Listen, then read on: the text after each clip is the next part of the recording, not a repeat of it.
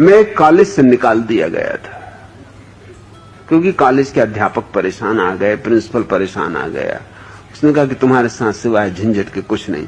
जो प्रोफेसर आता है वही कहता है कि या तो ये लड़का रहे या हम नौकरी छोड़ते। तुम ऐसे सवाल खड़े करते हो। अब तुमने कल एक प्रोफेसर को पूछा है कि क्या तुम सिद्ध कर सकते हो कि तुम अपने बेटे के ही बाप हो? बोलो, ये कोई सवाल है? मैंने कहा कि पहले आप ये पूछो कि उसने क्या कहा था। उसने कहा था कि मैं जब तक किसी चीज को सिद्ध ना करूं मानता ही नहीं। और उसका लड़का भी मेरी क्लास में पढ़ता, तो मैंने कहा कि ठीक है, मामला तय हो जाए, तुम ये सिद्ध करके बताओ कि लड़का तुम्हारा ही। बस वो एकदम नाराज हो गया। मैंने कहा उसने कहा था, उसने भड़काया मुझे। शरारत वो करे, फंसे मुंह, ये कोई बात है? बुलाओ उसको। पूरी कक्षा गवाह है कि उसने कहा था कि मैं जब तक किसी बात को सिद्ध न कर लूं मानता नहीं, मैं वैज्ञानिक बुद्धि का आदमी। तो मैंने कहा कि मैं भी वैज्ञानिक बुद्धि का हूं। ये लड़का तुम्हारा है? तुम्हें पक्का भरोसा है? किस आधार पर भरोसा है? तुम्हारे पास कोई प्रमाण है? बस वो एकदम बौखला गया और कहा कि तुम क्लास से निकल जाओ। मैंने कहा मैं नहीं निकलूंगा, पहले तुम सिद्ध करो। अगर तुम सिद्ध कर दोगे लड़का तुम्हारा, मैं सदा के लिए क्लास से निकल जाऊंगा, बात खत्म। फिर मुझे नहीं पढ़ना। फिर क्या पढ़ना है? यही पढ़ने आया था। तुमको निकलना हो निकल जाओ। वो जब निकल गया गुस्से में आपके पास पहुंच गया। प्रिंसिपल थोड़ी देर सोचता रहा। उसने कहा कि बात तो तुम ठीक कहते हो, मगर ये बात ऐसी कि मैं भी सिद्ध नहीं कर सकता, मेरे भी लड़के। ये तुम झंझटों की बातें खड़ी करते हो। तुम यहां से छोड़ ही दो, दूसरे कॉलेज में चले जाओ। मैंने कहा मुझे कौन दूसरा कॉलेज भर्ती करेगा? गांव भर में मेरी बदनामी।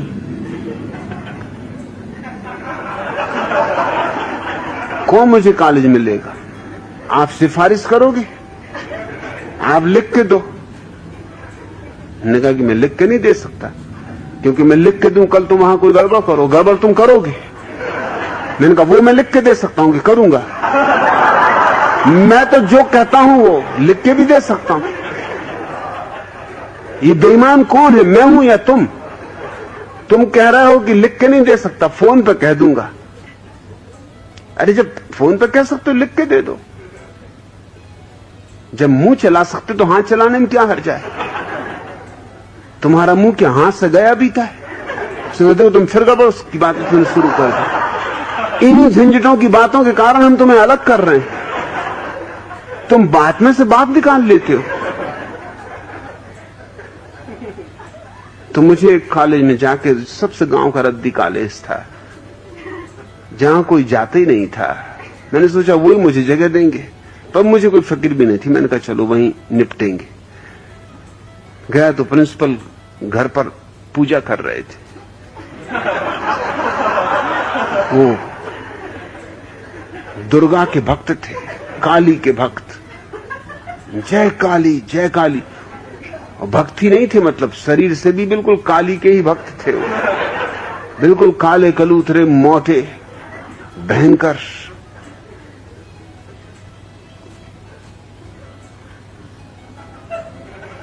उनको लोग अवधूत कहते थे। एकदम जय काली ऐसा उद्घोष कर रहे थे कि सारा मोहल्ला कपा जा रहा था। मैं बाहर बैठा रहा, सुनता रहा। मुझे भर्ती होना था। जब वो बाहर निकले, मैंने उनसे कहा कि मैंने बहुत भक्त देखे, मगर आप जैसा भक्त नहीं देखा। इस कलयुग में आप जैसे सतयुगी पुरुष का दर्शन धन्य हो गया। उन्होंने कहा बेटा तू पहला युवक है जो मुझे पहचान पाया। आज तक मुझे कोई नहीं पहचान पाया। अरे दूसरों की क्या, मेरे घर के, मेरे बेटे, मेरी पत्नी, मेरे भाई, कोई मुझे नहीं पहचानते। वो समझते हैं ये पागल है। मैंने कहा वो सब पागल है। आप परमहंस, मुझे उन्होंने फौरन कॉलेज में भर्ती कर लिया, फिर पूछताछ ही नहीं की कि तू कहां निकाला गया, क्यों निकाला गया। और फिर जब भी कभी कोई मौका आता तो वो ये बात चूकते नहीं थे कहने से कि यह एकमात्र युवक है जो मुझे पहचाना।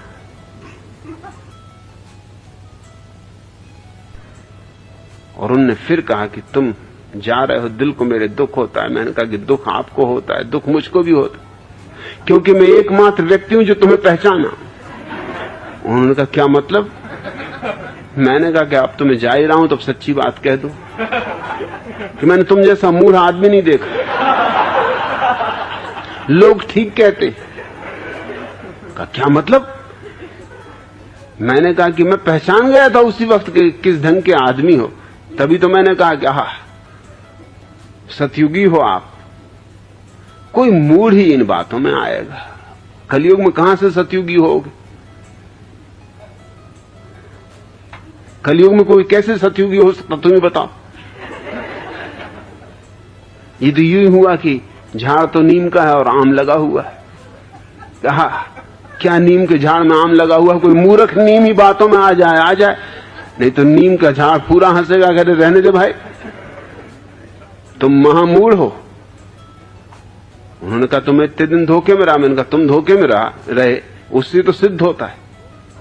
अगर तुम्हें थोड़ी भी अकल होती तो तुम जितने जोर से काली काली चिल्ला रहे थे, मैंने काली को भागते देखा था निकलते तुम्हारे कमरे से कि मैं ये चली, जब ये दुष्ट यहां से हटेगा तब वापस लौटूंगी।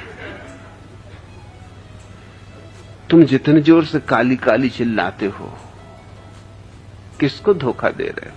मैंने देखा कि जब तुम काली की इस तरह स्तुति कर रहे हो, काली तक को धोखा देने की सोच रहा है, मैं फौरन तुम्हारा गणित समझ गया। मैंने कहा मुझे भर्ती होना है, तुम्हारे गणित का उपयोग तुम ही पे कर दूं और जाते वक्त सच्ची बात कह जाऊंगा। तो मैं कहे जा रहा हूं। तब से वो मुझसे बहुत नाराज। फिर मैं बरसों उस गांव में रहा, रास्ते में मिल जाए मैं जयराम जी करूं तो जवाब न दे, इधर उधर मुंह करें, मैं भी चारों तरफ घूम के जयराम जी करूं। मैं जयराम जी तो कर ही लूंगा, मैं ही तो वो एकमात्र व्यक्ति हूं जो आपको पहचाना। दिनेश तुम ये क्या बातें कर रहे हो कि आपकी कृपा से मेरा तमस शांत हो गया? मेरी कृपा से शांत हुआ और मेरी कृपा ना रही फिर क्या होगा? मैं अपनी कृपा वापस ले सकता हूं। कल तमस आ जाए तुम फिर मेरी जान खाओगे कि आपने दिखता है कृपा वापस ले ली। तमस कहीं गया हुआ नहीं, वो अपनी जगह बैठा हुआ है। कभी कभी सांप कुंडली मार के बैठ जाता, सोएगा भी तो ना,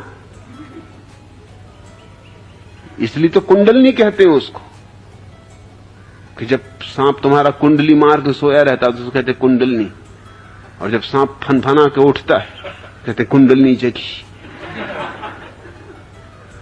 तभी तुम्हारा तमस सो गया होगा, या कम से कम तुम धोखा दे रहे होगे, कह रहे बिल्कुल सो गया।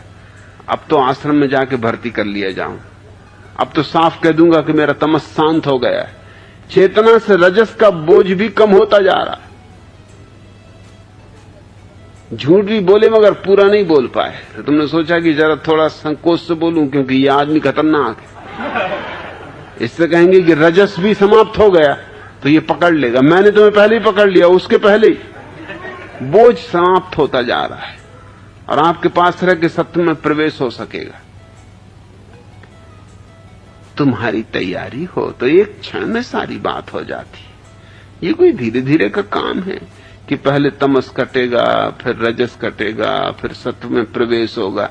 कितने जन्म लोगे, कितना समय गमाओगे?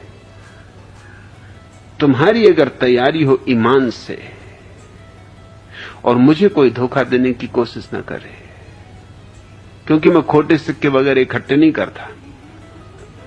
मुझे कोई परमात्मा के सामने मटकी नहीं रखनी, हे महाराज देखो कितने खोटे सिक्के मैंने दिए थे, अब आप मुझे भी दे लो। मैं कोई खोटा सिक्का हूं नहीं।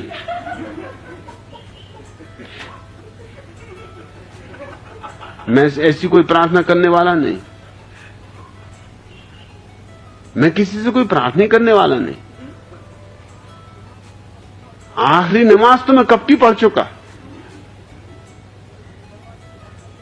मैं तो दरवाजे पे धक्का देकर घुस जाने वाला हूं। कोई प्रार्थना वगैरह करनी? प्रार्थना ही करेगा तो परमात्मा की भाई इतने जोर से मत घुस। क्या आहिस्ता आओ, कम से कम नींद तो ना तोड़ो। और मैं अकेला घुसने वाला हूं और पीछे कतार रहेगी, शिव जी की पूरी बारात। आखिर 1.5 लाख सन्यासी मेरे कहां जाएंगे? एक को भी यहां वहां नहीं जाने दे सकते। स्वर्ग पे कब्जा करना है। कच्छ से तो सिर्फ शुरुआत है, अभ्यास के लिए। कि देखो यूं कब्जा किया जाता है। एक अभ्यास करते ना, तुमने फायर ब्रिगेड वालों का अभ्यास करते देखा हो, झूठे आग लगा देते हैं फिर बुझाते हैं, अभ्यास हो रहा है। ऐसी कच्छ एक अभ्यास, झूठी आग लगा दी, बुझाई, इससे तुम्हें थोड़ा अभ्यास हो जाए। जब स्वर्ग पर हमला करेंगे तो किस तरह प्रवेश करना है।